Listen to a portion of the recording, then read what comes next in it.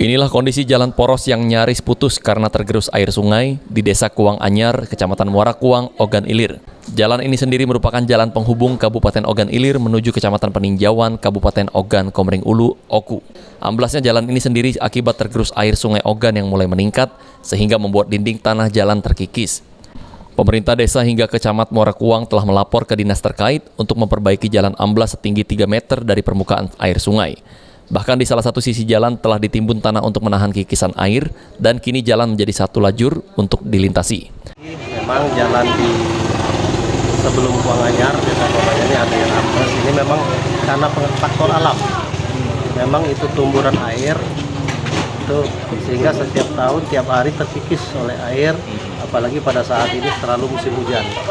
Sudah musim hujan otomatis sudah longsor. Iya, ya. Upaya yang dari dinas sudah mulai ada upaya.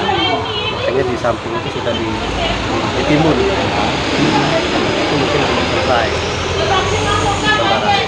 Itu sejak kapan ya Pak jalan kondisinya seperti itu?